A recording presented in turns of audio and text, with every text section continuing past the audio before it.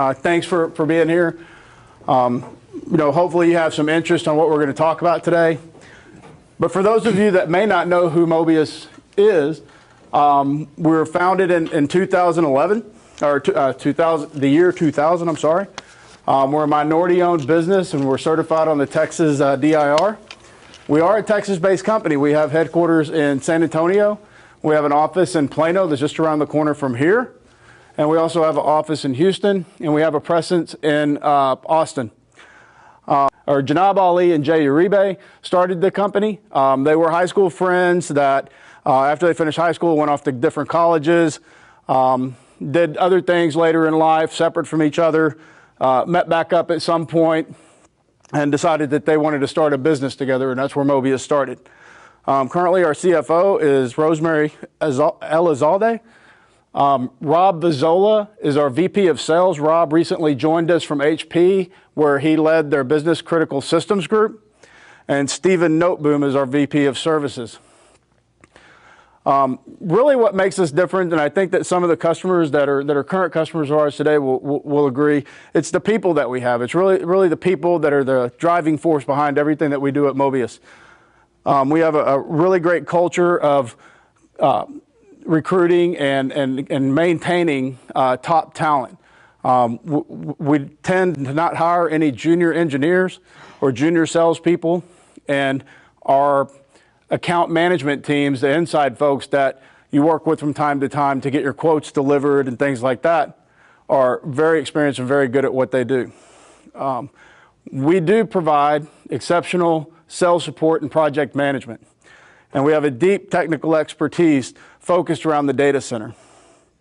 And at the end of the day, what we're really trying to do is align all of our customer needs. These are some of our key technology partners. This is not all of them. I didn't want to turn it into an eye chart, but we are a VMware Premier Solution Provider, and top-level partner that you can be with VMware, with many solution competencies around server virtualization, business continuity, networking, management, and automation. We're also a platinum partner with HP, again, the highest level of partnership that you can be. We do all things across the HP portfolio: server, storage, networking, and software. We also have partnerships with F5, Brocade, NetApp, Cisco. And for those of you that are doing things with mobile application development, we partner with Perfecto Mobile, and for XMatters for event correlation. What we're really here to talk about today is VMware, and so we're very strong experts in virtualization, automation, and management of VMware products. A deep technical expertise around compute virtualization, so server virtualization that we're probably all doing today. Availability around things like Site Recovery Manager and vCloud Air Disaster Recovery as a service. Management around VMware's vCenter server operations, and automation with vRealize Automation. We're also very good with end-user computing, so things like Horizon and Workspace and those other products and technologies in the VDI space that you've heard of. And converged and hyper-converged infrastructure with things like Evo Rail and Evo SDDC, which was formerly Evo Rack. What we're really here to talk about today is the vision for the brave new IT and how it's accelerating business in this liquid world. Pat Gelsinger, the CEO of VMware, recently made some strong statements around this. And this notion of a software-defined approach in all that we do in IT is core to our strategy on how we deliver value to our customers.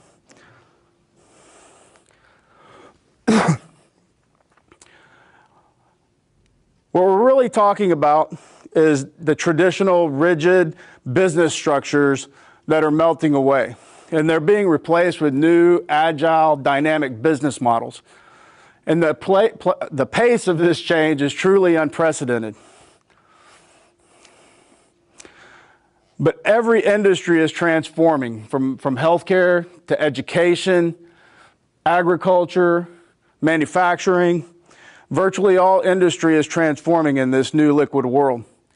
Think about things that we didn't have in the past, like Hollywood being able to deliver movies directly to your home, or companies like Borders, for example, that gave away their online book ordering to Amazon. Right? You know, and FedEx, right? Companies that are considered, really, if you think about FedEx, you don't think of a software company, but in the industry, they're really thought of a software company that happens to have airplanes and trucks and distribution centers. Again, all areas in industry are being transformed in this world. This new liquid environment has created new business opportunities for all of us. But with this, it comes change. And a new class of competitors that are being introduced to all of us. But with that also comes a new class of threats and vulnerabilities that require all of us in IT to have a new class of thinking.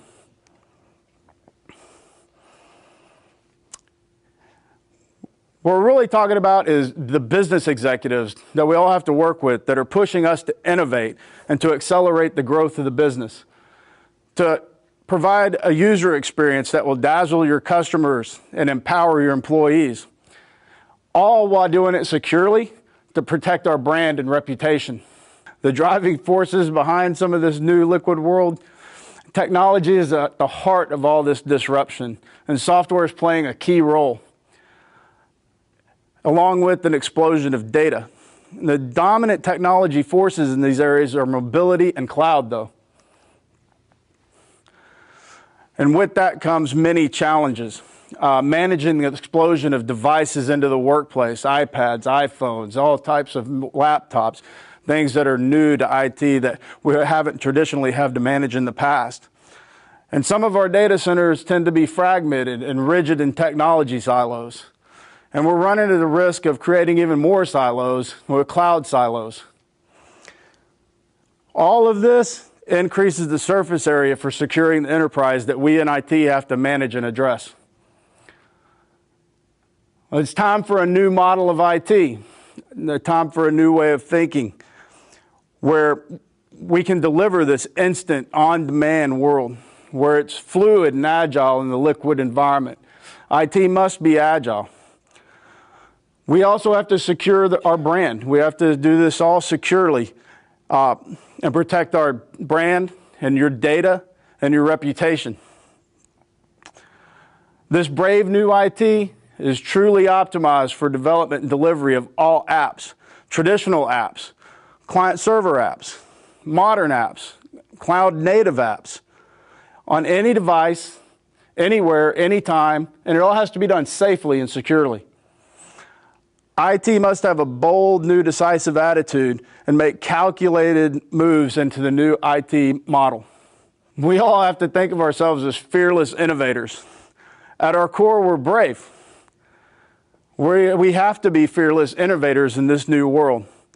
And with VMware's help, with the technology, with more than 16 years of experience delivering this disruptive innovation, and Mobius's experience with qualified consultants that can come help you, it makes a good matchup between the technology that's available and people that can actually make it work.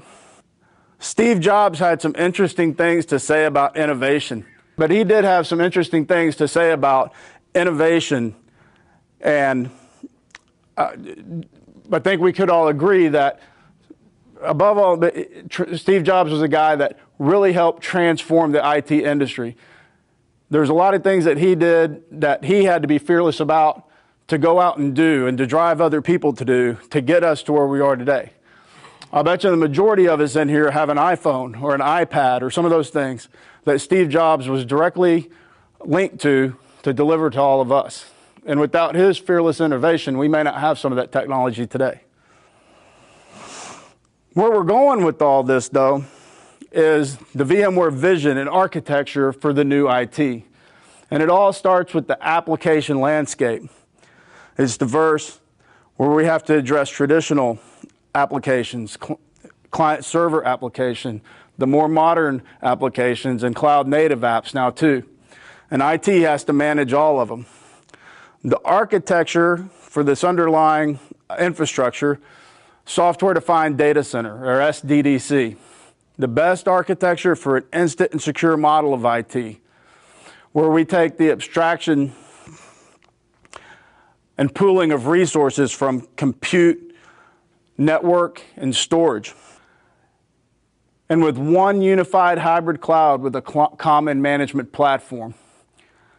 We call this one cloud for any application. It's also about choice. Choice on how you want to build your own infrastructure. Do you want to go down the converged infrastructure path or the hyper-converged infrastructure paths? It's really about choice and what works best for you and your organization. Business mobility is coming into play. And with VMware products like Horizon, we can deliver these applications on one cloud, any application, to any device, anywhere, anytime. The value of this unified cloud is rapidly developing and automatically delivering both your traditional and modern applications. The secret sauce behind all this is a unified platform that's software-defined and built on VMware's compute, networking, and storage and virtualization solutions. Some of the advantages of one common management platform and one common software vendor are the intrinsic security and multiple paths to the cloud with the unified platform. Management providing you, the customers, with multiple ways to control and manage your workloads and IT infrastructure. You can choose, and it's about choice, VMware's cloud management platform, or you can do things like integrate with OpenStack services and APIs. Where this all gets us to, and Mike is going to talk in just a second a little bit about this, is things like application, infrastructure, delivery, and automation. Many of us, big shops, small shops, it doesn't matter. We kind of all fight the same battle at some level, where it's multiple people have to be involved, and it tends to be what we've seen is the larger organizations and the more segmented in silos. The longer it takes to do things, just like provision a machine and provision an application. Typically, some of the things look like this, where requesters go to request a machine or a service, and it goes back and forth between multiple people, from the infrastructure folks, to the storage folks, to the security folks, until we finally have some sort of agreement on what type of application and service and infrastructure we're going to deploy. Today, by application infrastructure delivery automation, we can take that time down dramatically by creating one cloud and provide rapid application delivery and policy-based infrastructure automation. We can take the requester's time by creating service blueprints to deliver IT services to users. One of the other things about this is the cloud automation on-demand provisioning and what the users see and what IT sees, where you can create an app-like experience for users to go and request IT services. Whether those IT services are adding users to a group or requesting a Red Hat machine or requesting an SQL server, any type of IT delivery can now be created as a service. And with all that, IT executives and IT managers can now see the cost of all these services and help manage and maintain these costs and make it easier for budgeting. With things like application services built into this application delivery, you can now not only just simple things like create a VM template. That's easy, right? We can all deploy a template, or we can copy a machine, and we can do things like that.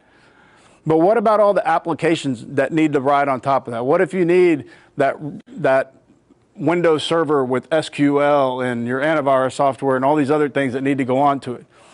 With application services, it's the same type of look and feel with the App Store. So you can select the server and then with the apps and automatically provision that with OS, security, the applications it needs, and ready to be delivered to users for consumption.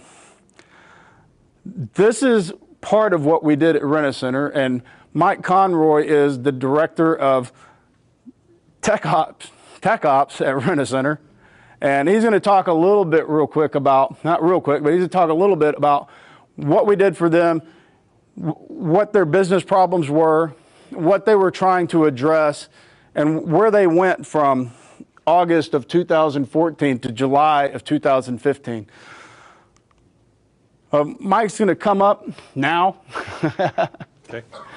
and tell his story about what they were trying to accomplish and what they were trying to do and what this meant for Rent-A-Center and the business. Okay. Yeah. So about a year ago, a little over a year ago, Rent-A-Center was faced with a challenge in that we had a large point of sale implementation that we had to deliver. It wasn't a question of, how long is it going to take to get it done? We were given a date and said, you will meet that. At the time, it was taking us, a couple of weeks to deploy a single store, because we had a one-to-one relationship between a store server and an actual physical location. And there was no way. We were given a date, at the end of this year that we had to have the infrastructure ready, and there was it was not going to happen. So a couple of the other people who I work with who are not here today, who had the relationship with Mobius, went to Mobius and said, hey, we heard good things about VMware and this vRealize stuff and automation and speed to market and all that good jazz will all help us get this done. So Mobius came in, stood up a proof of concept for vRealize, and did a demo to our executive team and said, hey, look, we can deploy 20 servers in 5 minutes, and we'll give you automated approval, and we'll give you cost structures and security and all of that, and it worked well. It worked so well that we actually, and for those of you who have been around for a while, know we actually got with VMware, signed an enterprise license agreement, got it all done, and then we got told, and while we were doing all this, we looked at how we were deploying the servers for the stores. Said, okay, not only do we need automation, we need a better model for this. So we decided we're going to go with a stateless store environment, no data on the server itself, because all the server effectively is a place to host Java virtual machines. So we said, okay, let's build a regionalized cluster scenario so that we just deploy clusters of servers and the stores hit those. And this will speed us up. Instead of taking us 2 weeks to deploy a single server for a single store, maybe in a week we can deploy a whole region. That was the goal at the time, about January of this year. So in March, April, something like that. Yeah. Of this year. Of this year. We kicked off our big VMware implementation project that included a brand new infrastructure, brand new network, storage, compute, a whole new VMware stack over at CyrusOne in Louisville. And we did that relatively quickly. We started in probably middle of April. We got done with our initial build in July. We were at the time also standing up vRealize with Doug and Brendan here from Mobius. We spent a lot of time doing this. We had 2 guys who are here now who lived at Mobius for 3 months to get it done. We went from, again, taking a couple of weeks to deploy a single store to being able to deploy a region of stores in 20 minutes. It dramatically changed the conversation with the business. Up until July, retail operations, the executive team, were all very worried. Hey, can IT keep up? Is this something we're going to have to, is this going to cause us a problem? We went from us being the bottleneck, which is a common scenario in IT, unfortunately, to being an enabler. Because after we showed them, hey, here's what we can do, we said, all right, we're done. We're ready. You want 2,000 stores tomorrow? We can do that. It's just now okay, you guys got to slow down. The business can't take it this fast. So it's a good position for us to be in. One of the things we learned when we were doing the vRealize implementation was standing up a virtual machine is easy. Anybody can do that, like Doug said. Standing up a single VM, even with everything on it, isn't much harder. What we're using the tool for, and what you guys could all use the tool for, is we stand up an environment at a time. We stand up a front-end application server cluster including all the control points, all the software, all the security. We stand up a print server in that environment. We hook it to the logging infrastructure. We hook it to the database. And it's all in a template. It's all in a blueprint. So it is literally a one-click operation to stand up an infrastructure to support 100 stores. We've gone light years beyond what we were last year. And it is just, I can't tell you the response, the amount of positive response we've got inside of our own corporation. And again, sharing the story with others, this is the future. This is where we're going. One of the things that's still a goal for us is developing a methodology and a set of blueprints so we can deploy a whole test environment at a time. That's still a little ways away, but we're working on it. Where I can stand up a database, I can set up all the middle tier, I can set up all the front end, put all the networks in, put all the firewalls in, provision all the users, and all in a single operation. So that when QA comes to us and says, hey, we want to test this new thing. Okay, we define the environment. When they say they want to test, we spin it up, they run their test, they get their data, we destroy it. So I don't have to have 40 VMware servers sitting there waiting for QA to use them. We can go down to 5 or 6 because we will dynamically provision and destroy the environments when they want them. And that's the ultimate goal. Sure, thanks, Mike. And so we're not done so quick now. Okay. Okay. So,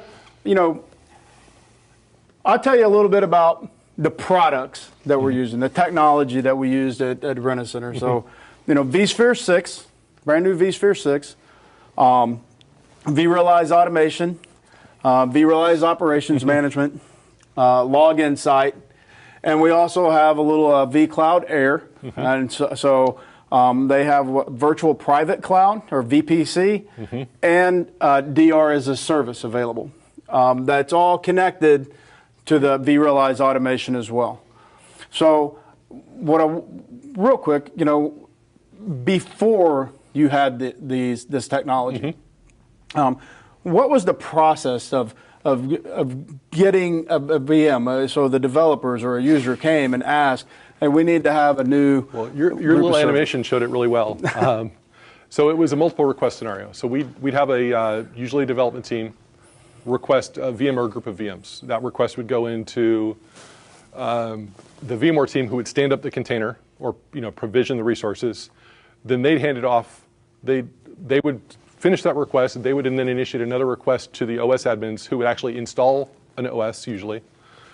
Then they would finish. They would hand it off to the application middleware team, who would install the middleware.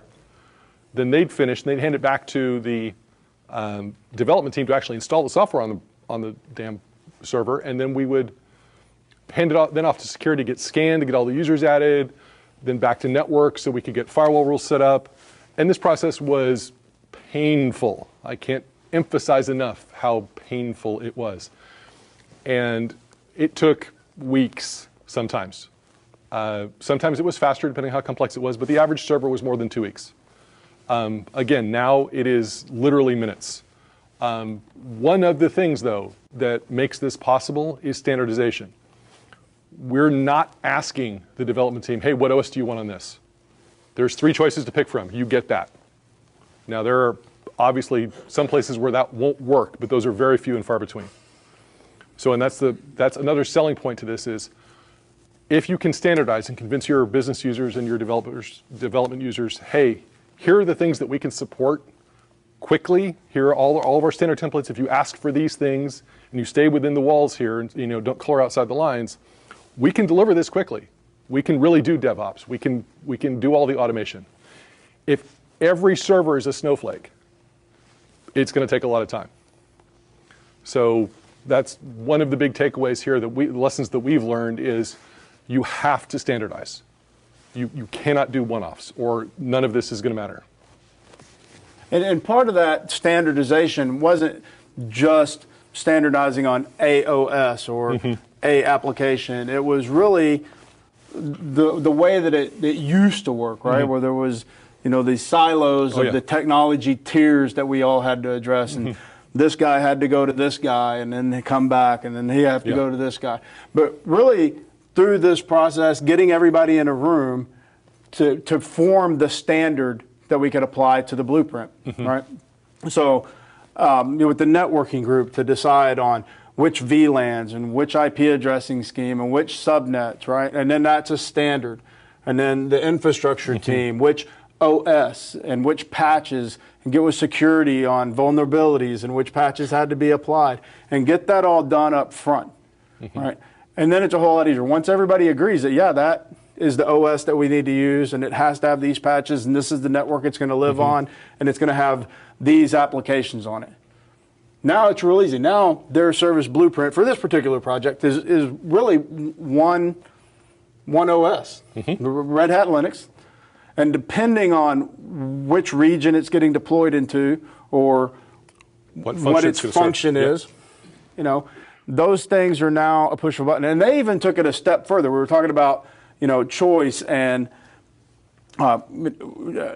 ability to do open management and things like that, where we're using APIs, where they actually don't go to the portal and do the App Store experience. They handle it like... Yeah, so when we deploy, we start in Jenkins. So we kick off, so when we said, okay, here's an app server for this new region. It's just got a specific code set. Well, we use Jenkins for our automated deployment, so we kick it off with Jenkins. It goes and starts uses the APIs into vRealize, kicks off the server build, actually drops all the packages on it in sequence, does all the configuration, drops the code on it, you know, adds it to the cluster, and then it's live. It's really slick. One of the big challenges you guys are going to run into if you choose to go down this path with vRealize or another similar tool, the technology is the easy part. The hard part is process. People are used to doing things a certain way. They like doing things a certain way. They're comfortable with it. They are going to have to change. That, in our experience and with everybody I've talked to who's done this, that is by far harder than just standing up the technology. Lots of people can stand up the technology. Driving the business change is where the true leadership is. Yeah, and it's not just pushing a button and off you go and good luck. You know, you still maintain some level of control, or as much control as you want to control, through the use of approval processes and automated approval processes. And how are you guys using those approval processes, and what happens with that? So today we've only implemented one tier of approval, and only for a couple of different things, because I said most of it comes through the API process. So it's already pre-approved when it gets there. But we have one level of approval enabled for a certain template right now. And basically it's, you know, a dev server. We stand up a dev server, here you go. Well, anybody can ask for one, that doesn't mean they're going to get it. So it has to go up to a director level to approve it. And it's just an automated email, and they get the email, and when they say yes or no, assuming they say yes, it's not an email back to the implementer saying, okay, here, go do it. It's a part of the process flow to actually perform the task. So once you fire it off and once it gets approved, it's done. It's not a, hey, he said yes, now go do it. It just works. So that's I guess one of the big takeaways for the vRealize is once you get it stood up and start playing with it, lots of things you don't have to think about anymore. It just works. You don't have to worry about managing communication to your end users or to your business approvers. It's all there. You don't have to worry about, you know, provisioning into the right place, or, hey, you know, I've been provisioning this template or this blueprint into cluster A, and now I want to do it in cluster B, so I got to copy all the templates over. None of that matters anymore. It's all integrated. It's all there. And what about capacity management? I mean, now that you have all this that's out there and users are coming and taking, and how do you manage the capacity, and how are you using vRealize Operations to help with this? So vRealize Operations helps us with capacity in that we see the big part is trending. You know, anybody can go look and say, hey, I've got, you know, 3 terabytes left in this group of data stores and this much memory and this much compute. What vRealize Operations gives you is say, okay, based on the last 60 days of what you've done here, I can predict when you're going to run out. and what you're going to run out of first. Or if you're not going to run out of something, but there's going to be another problem, like you're going to hit a performance bottleneck, say on disk I/O, it'll predict that too. And you'll say, okay, once I do this, even though there's disk left, I'm running 200 VMs on this particular host, I'm going to run a disk I/O when I add VM number 201.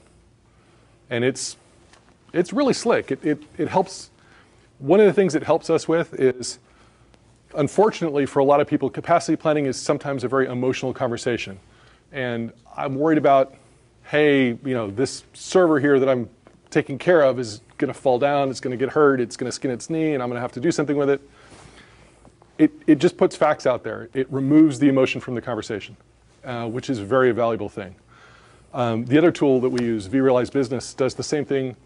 We're talking about planning for workloads. So we have a group of people in our organization who are very, very fond of, Amazon Web Services. Their default answer for everything is put it out at AWS. It'll be cheaper, it'll be faster, it'll run better. Well, some of that might be true, but when we use vRealize Business, we plug in our Amazon accounts, we plug in our vCloud Air accounts, we know what our local infrastructure costs us. So when we start planning for resource loads for a specific environment, we plug that in and it'll show us, hey, you can run this at AWS, but it'll cost you $1,501 to run it internally. Or it'll cost you $1,400 to run it at vCloud Air. And again, taking the emotion out of the conversation is a very valuable thing. You have facts. You can walk up and show them. And it's not like you're making it up. You're taking either the public information off the website or your actual account data. And all of these things, when you add them all together, it changes the tone of the conversation with the business leaders. You're not asking them to take what you're telling them on faith. You have good, hard data to back up your decisions. Right. Now let's talk a little bit about that extensibility, right? Mm-hmm. So it is extensible. We can use any cloud provider that's out there, right? And there's a lot of differences between them. We won't get into all that now, because that's a whole nother debate. Yes. But that extensibility, the things that it's done for you, like in the past, if users came and requested consumption of some IT service, and you didn't have the storage available, or you didn't have any more space on memory or CPU constrained, that accelerates that, or not accelerates it. It makes that process of being able to provision those IT services longer, and it starts to give the users the perception that IT is just being hard to work with. We're just saying no because we want to say no because we control it and we can say no. And that's not good for anybody. The real problem is we just don't have the internal infrastructure to be able to support what they're asking for. And with the extensibility into vCloud Air, it gives you an opportunity to not say no. When people come, if you don't have it internally, fine, we'll put it out here. And then there's that choice, right? Things like vRealize Business that can help you decide about, we're not going to tell the user no. Now we just have to decide where we're going to put it, what's going to be our best, cheapest, fastest option, and put it out there. Is that how you're kind of using vCloud Air virtual private cloud today? We've done a little bit of that, and that's honestly the goal we have, is to do it that way. We are planning to, the industry term is cloud bursting. So when we have a workload that we don't have the resources to meet internally, one of the options for deployment out of vRealize Automation is our vCloud Air infrastructure. So we're not there yet, but we're working on the networking part of that so that we can just extend our own network out there. And when we do that, we'll have the ability to, okay, we either don't have the resources to deploy what they're asking for, or for some variety of reasons, we just simply don't want to put it internal. Maybe it's a temporary thing and we're trying something out. We deploy it to vCloud Air, and it is exactly the same as deploying it internal. There is no difference. So it's just you're selecting the destination you're deploying to. When we get to that point, and then we can move workloads back and forth. So we try it out in vCloud Air, and it works. Okay, great. We pull it back in. I don't have to rebuild it, don't have to change the IP address, don't have to change firewall rules. It's just, you're changing it. It's like moving it between clusters. That's the paradigm you're using. The capability exists to use other clouds, Rackspace, AWS, things like that with it. It's not quite that clean for obvious reasons, but it does work. So that's the big thing. DR as a service is the other vCloud Air product we're consuming. We made a conscious decision when we were building our POS infrastructure to use VMs with no data in them. So I don't care about an individual VM. It's the whole pets versus cattle conversation. Yeah, and I will add that when he says their POS infrastructure, that's their point of sale system. Yes. So our infrastructure is actually very nice now. Thank you, Steve. So when we made that decision, one of the side effects, and we didn't make the decision for this reason, but one of the side effects is DR now becomes very, very simple. Because all I have to care about is making sure that the blueprint exists out of vCloud Air in the DR as a service space. So, you know, the whole DR conversation has evolved over the last couple of years. Traditionally in DR, you bought a very expensive off-site data center or additional data center, and you had a whole bunch of equipment sitting there doing nothing. And it's a very difficult conversation to have with most business leaders. With DR as a service, and there are other offerings besides vCloud Air, but that's what we're here to talk about, you don't have to buy all of that. It's an easy to consume, you know, small footprint that you pay for what you use at the time, and their commitment is they'll scale it up really fast if you need it. So we have 5 VMs running there right now because I have 5 different potential templates that I'll have to instantiate. If I declare a disaster and have to turn up 1,500 VMs in 2 hours, they can do that. And I only have to pay for it in a disaster, in which case nobody's going to care really how much it costs. So again, it's changing the conversation in a good way for us so that we can give the business what they want. Yep. And the last thing I wanted to touch on real quick was NSX. So you recently went through an NSX deployment, the brand new NSX 6.2. Yes. And how are you using that, and how critical was this implementation to the project that you were trying to accomplish? So we are either very brave or very foolish or both. They're fearless innovators, I can tell you. When we finished our vRealize implementation in August, we wrapped up that project late in the week, I think in the middle of August, Wednesday or Thursday, and literally the following Monday started our NSX project.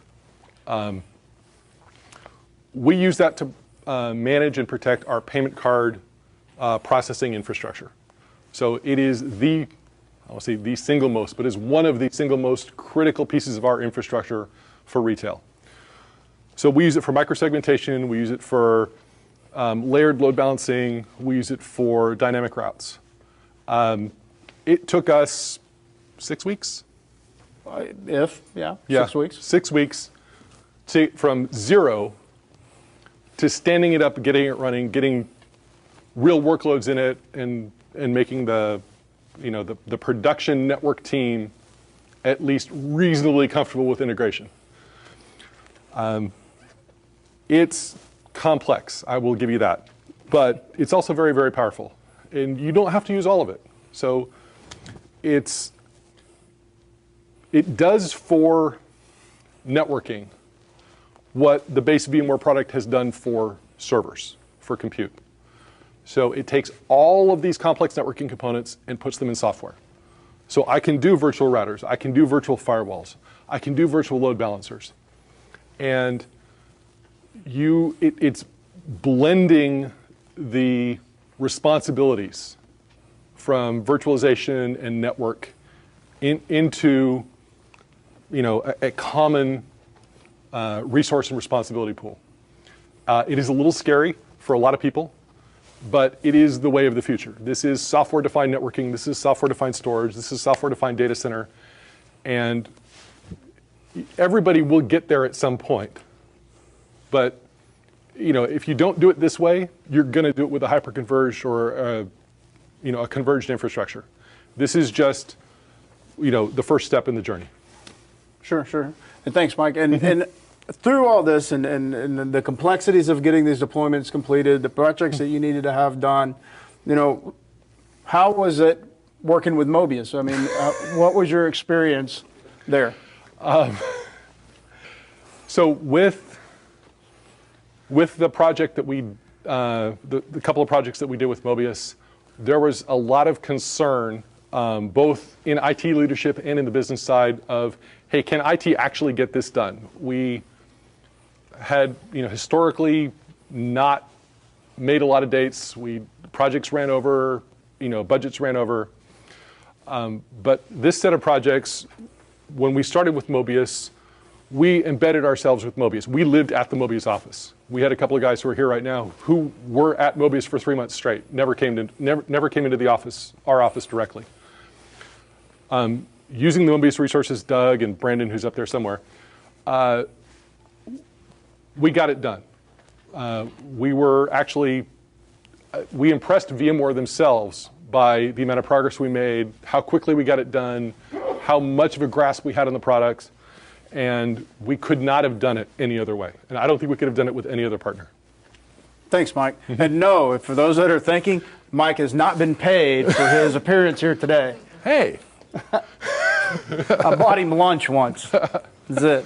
Okay. Thanks, Mike. I appreciate it.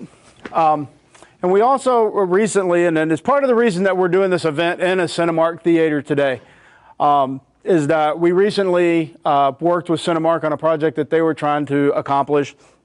And we thought it would be a good idea to kind of have this event in the Cinemark theater, kind of celebrating the end of that first project that we completed with them and where they went and where they had. And Scott Bauer is going to come up and talk to us a little bit about his experience and what they were trying to accomplish and where they were and where they are today. Okay, great. I want to say thanks for having me, and thanks for coming to the Cinemark Theater to watch the great movie today. What I talk about is going to be really different than Rent-A-Center. Rent-A-Center is really, really advanced in what they're doing. And at Cinemark, we're still moving forward slowly on a lot of these things. So a brief history. I've been with Cinemark about 9 years. We have approximately 500 theaters. We're in 14 different countries. Where you see most of the technology at Cinemark is actually in the theaters. The corporate data centers and things like that, they're very small in comparison to a Rent-A-Center. About 10 years ago, Cinemark had a data center. And it was underpowered, it was unorganized, it didn't make a lot of sense. So when I came into Cinemark, we made the move and did it kind of the old-fashioned way. We put in the old 6513 catalyst switches, ran a bunch of cables, it put in a whole bunch of power, did the traditional thing. About a year ago, we renewed that contract for a data center, but we started looking towards the future. And everyone's talking about cloud, and everyone's talking about all these emerging technologies. And so beginning in January of this year, we replaced all of our Cisco infrastructure. We went with the UCS path. So now we have our UCS blades, Nexus switches, and all the latest and greatest technologies. Way back when I saw VMware, I didn't quite get it. I have to be honest. When I saw a GSX server and I could run 2 servers on one, I thought it was the greatest thing ever. And then I could run 3 and 4, and then all these different new versions came out, and all this stuff started happening. Well, I can say now that Cinemark is all in on VMware. And the reason we're all in is because we believe that it's the best hypervisor, it has the best tools, and it has solutions for more than just problems that are related to technology, as we heard from Rent-A-Center. Something else that I think is very important is how I met Mobius. Sure. I think depending upon what positions you're in, you get a lot of phone calls, you get a lot of emails about, hey, come see the Steve Jobs movie, for example. Yeah. Or, I want to meet with you, I want to do this, I want to do that. We want your business. That's a challenge for all of us to manage. The reason that I'm here today is because it's not because Mobius has great cold callers, it's because VMware brought Mobius to us. When we had expressed an interest in changing and updating our VMware environment, they said, let's bring in Mobius. So I know inside every company there's challenges related to the politics. If we do this here, we do this here, we do this here. I can say with confidence that we navigated through that process and we've been very successful with it. So if there's concerns related to that, it's something we were able to get through. I'm also told if I say Mobius, I get $10 each time, so I'm going to say Mobius, Yeah. Mobius, Mobius, Yeah. Mobius. But again, VMware brought them to us. And now we have taken that small piece of business where we used to run some VMware here and we were on 5 standard and all this stuff. Now we're up on VMware 6 Enterprise Plus. We're obviously using the high availability, the distributed resource scheduling. We did get the operations manager piece, which I can't speak in all the detail because we just recently finished the product and I'm just not that experienced with it. What I've seen, it's wonderful in what it can do for us. Site recovery manager is something else that we're using, and that is critical to our continuity plan for moving forward in the future. Now, we talked a lot about automation and one-button clicks and things like that. In terms of the future for VMware and what we're going to do at Cinemark, we don't know for sure, but we know there's a big cloud out there. I know in a few years that I'm going to have to look at my data center again and decide what I want to renew. The most important thing from a management perspective that I guess I could leave you with is that we have put ourselves in a position where in these 2, 3, 4 years from now, we're going to be able to make the right decisions to best serve the needs of the customers, which could be our theaters, could be whatever, the accounting department, whoever that is. But we're going to be able to serve them and make sure that we're getting the best value. If that best value is implementing many of these automation methods, we have the ability to begin that process now. So it's been a long road with me and VMware over the last 10, 15 years. And every time I see it, I'm still a little bit amazed that we can do more and more and more with it. So I know my presentation is significantly different than Rent-A-Center. It's not necessarily a technology viewpoint. But if you have any questions or doubts or anything that you'd like to discuss, I know there's a few minutes for an open session that we'll be filming.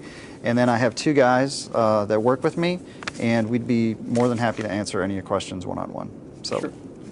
If you have any questions, sure. Yeah. So I know that when we did start the project, when we were brought in, some of the things that you were trying to address and Cinemark was trying to address was, the need for a highly resilient, available network or available infrastructure, and a better way to do disaster recovery, right, and high availability and those types of things. And how's a little bit about the project that we just completed with Cinemark. They were a vSphere 5.5 a customer.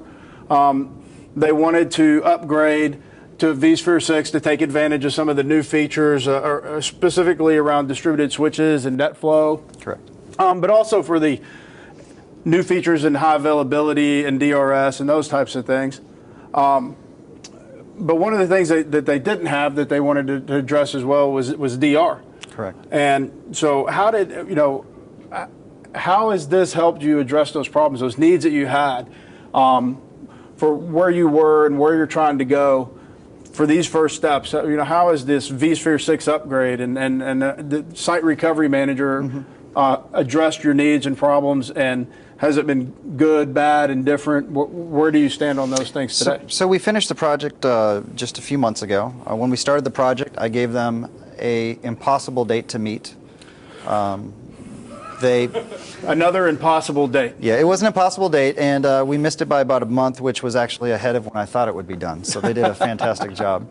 And since then, we have a Site Recovery Manager up and running, and we're still in the initial phases of testing and validating that it's doing. Because I have to admit, sometimes you just don't believe that it works. Because it's before too easy. There were complicated processes and stuff. So sometimes when things are too easy, we don't trust them that much. So we're still walking through that trust process.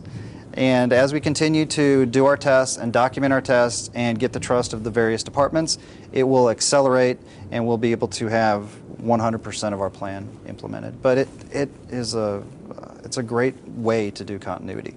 Right, it right. really changes the way that we think about the levels of difficulty to get things accomplished. Okay.